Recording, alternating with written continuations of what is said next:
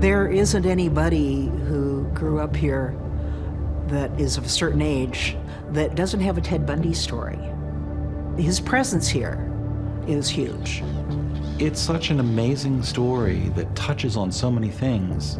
It is part of the history of the Pacific Northwest. It's part of the history of criminal justice in the United States. It's a story worth telling. Who was this young man in the Pacific Northwest? The son we raised was a wonderful, good person. He was the perfect young man. Empathetic, sympathetic, ambitious. He knew how to flatter people. He knew how to win their trust. He was good-looking and charming and seemingly had the world in his grasp and was going to be a successful guy. There were two Bundys. The only people that ever saw the diabolical Bundy were his victims. There was the personality that was the fake, and then there was the personality that was the killer. I think we definitely have to be careful to not romanticize people like Ted Bundy. I never wanted to think people were born evil, but my opinion about that changed when I met Ted. I think he was just born evil.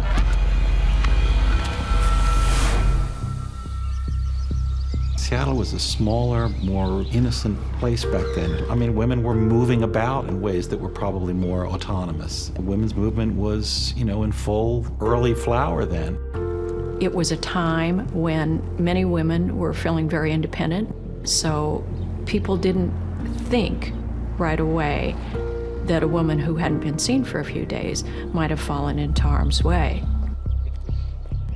When you look at Ted Bundy, he was about the right age to be in college. He drove a Volkswagen Beetle, very, very popular car in the 70s.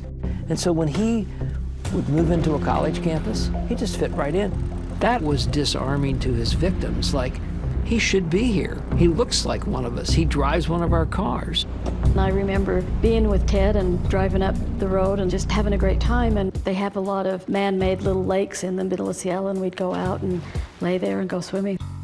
I liked talking to Ted. He was an intellect, and we talked a lot about political things and how they ran the government and things like that. He graduated in June of '72 from the University of Washington with a degree in psychology.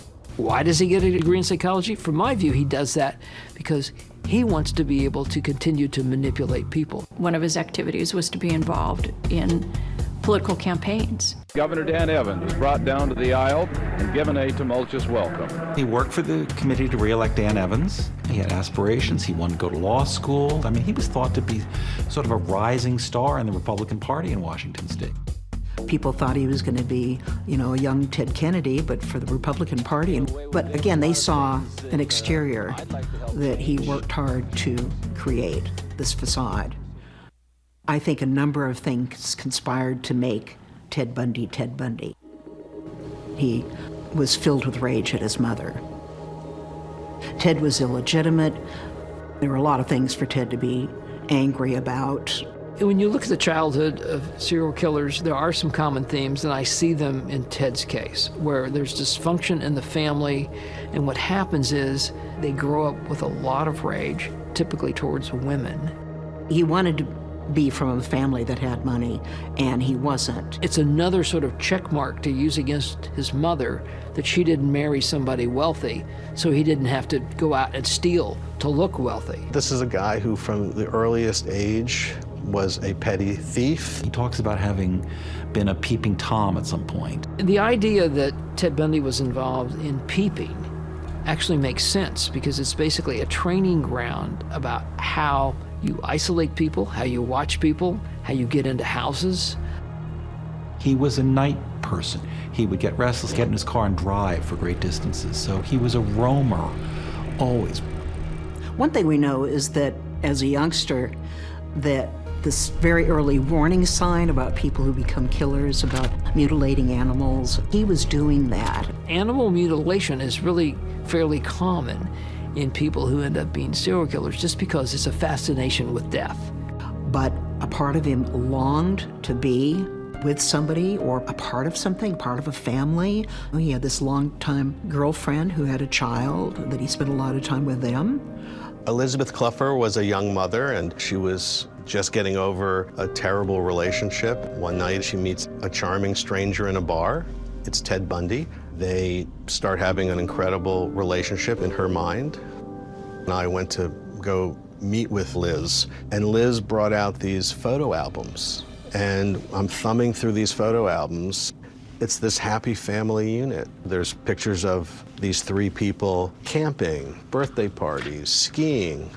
There's the young daughter. There's Elizabeth Kluffer, and there's Ted Bundy. When he was with Liz, he said he really enjoyed being a family man. He said the things that, you know, I would expect my brother to say about his family. People are complicated, and Bundy was too.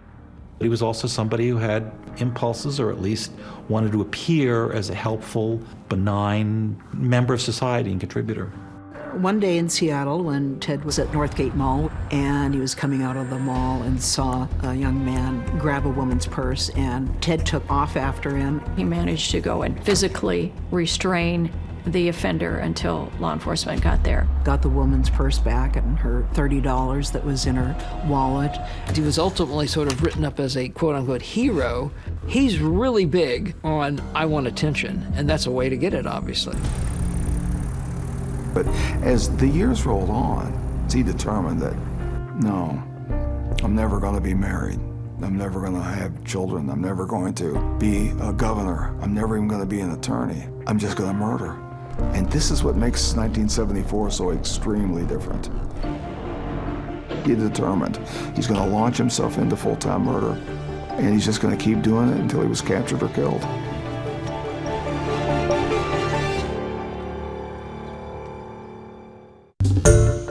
Hi everyone, George Stephanopoulos here. Thanks for checking out the ABC News YouTube channel. If you'd like to get more videos, show highlights, and watch live event coverage, click on the right over here to subscribe to our channel, and don't forget to download the ABC News app for breaking news alerts. Thanks for watching.